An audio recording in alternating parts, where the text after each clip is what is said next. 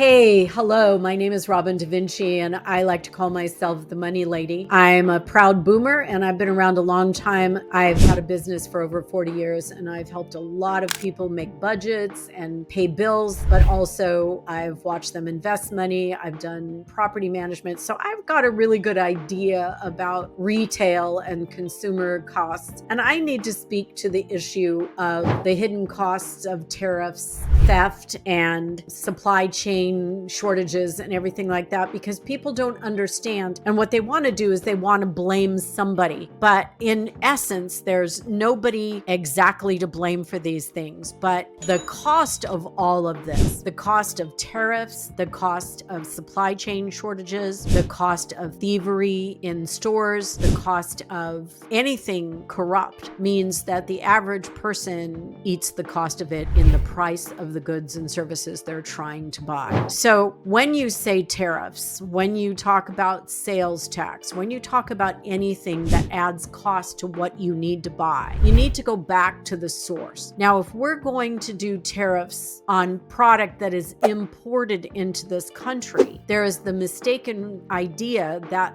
the country that is sending us is exporting stuff to us that we're importing is going to absorb that cost. Well, that's not true. The cost of that tariff that we are going to charge someone else will be put into the product we're buying and will raise the cost of that purchase, whether it's a television or a car or a sofa or clothing items, all of those things. The cost of those tariffs go into the product you as a consumer buy. It is not absorbed by the country that is charged the tariff. During the pandemic, we had a rise in food costs. Now, the rise in food costs were due to many things. Firstly, shortages in growing. Everybody started hoarding items. If you recall, people took toilet paper off the shelves like big ass hoarders. And so the price of that went up because, believe it or not, the United States had a supply of toilet paper, and companies who make toilet paper had a normal supply ready to stock into Costco and Smart and Final and all the grocery stores. And then the pandemic hit. They were not ready. They had no ability to get that much toilet paper to us right away. So they had to step up manufacturing. They had to step up all of this. Well, the cost of that was transferred to us. When the pandemic hit and we couldn't grow food the way we did, and we were staying home and we were doing all those things, and people were going back to their countries, and also we just lost,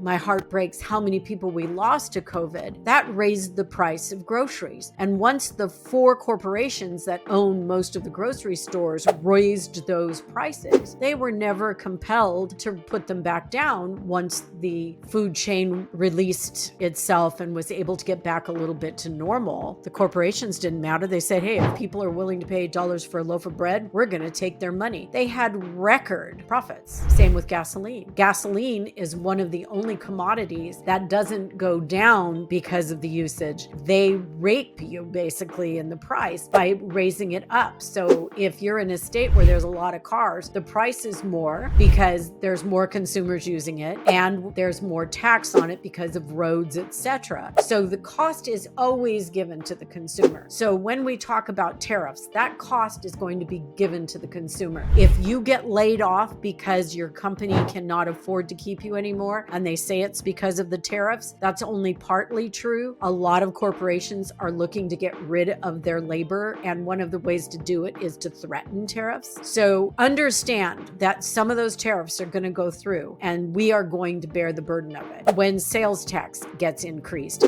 people say, well, at least sales tax is an equal opportunity person. Everybody buying something pays a sales tax. Now, you can go from state to state. Some states don't have sales tax, so people go to that state to buy it. And now everybody's figured out, individual states, well, if they went to Oregon to buy it because there was no sales tax, but they brought it into California or brought it into Arizona to use it, then they have to pay the sales tax to those two states. So now you're not getting away with it. If you're not paying sales tax on the internet, you're going to start paying sales tax because all of the states are going, oh, no, you're not going to pretend you're buying from a state that doesn't have sales tax. You're going to pay sales tax to us regardless whether that state charges it or not. So people are getting really confused about tariffs, sales tax, chain supply shortages, and all of those things that go into you paying more money for the items that you buy. And so stop thinking that is going to lower anything. There is no way that we're ever going to go back to reasonable groceries, to reasonable gasoline, or reasonable jewelry or TVs or anything. We're not going to go back in time and get those prices. Those prices are going to stay relatively the same or go up. As soon as someone started calling the grocery stores on what they did, they lowered prices by like a couple of cents. I know that Target stepped up and lowered some things and Walmart did, but that's only temporary. I don't want to be a doomsday spokesperson, but look it, we never go backwards on price. They have built in the CEO's bonuses. They've built in how to pay their employees from these increases. Employees get laid off so that other people can get more pay. I hope you understand how that all works. I read that there is a company in Pennsylvania who called in all of their employees and said, look, because of the tariffs that are going to go in place on January 21st, we need to buy all of our product for the next year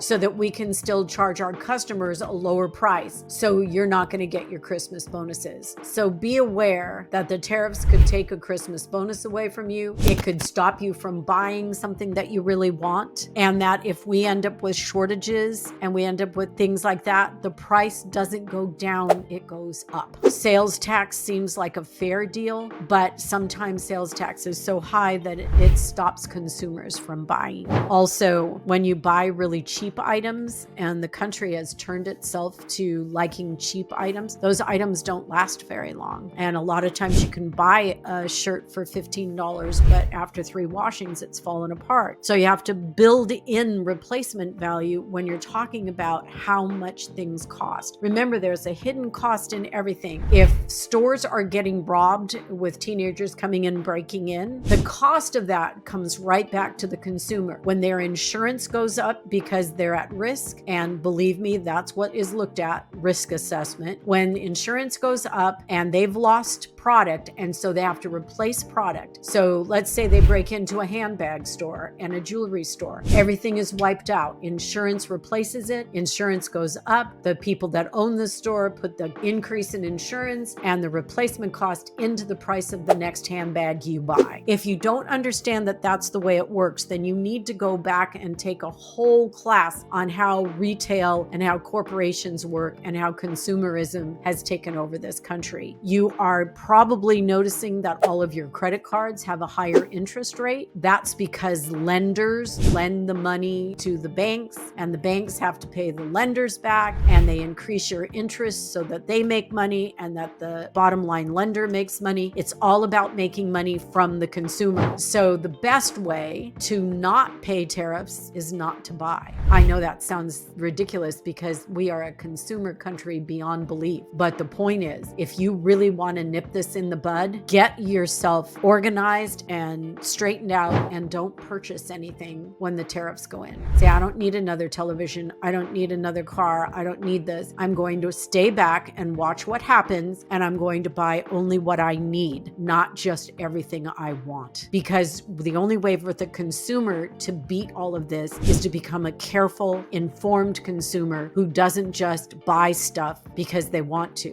If we could go back to the society that bought what we needed instead of everything we want, we would be able to combat this. But we eat fast food too much. We use delivery services. We run around and buy stuff we don't need. We do all these things, and then we wonder why the cost of living is so high. We can control that by not buying products that have high tariffs on them, by not giving into the grocery stores on their dramatic price increases, by being more careful with the things we use, by letting things last longer and taking better care of them, by purchasing smartly, not triggered to do emotional spending and this spur of the moment stuff. Oh, I want that, I'll get that. And then you get home and you never wear it, take the tag off it, you don't care. It's just impulse buying. We have to stop that in this country to counteract all the taxes and all the tariffs and all the extra things people are trying to add to our goods and services, because we'll never survive. We have to, as a country, pull back in and say, you know, some of the the old ways were the best ways. Be careful, plot,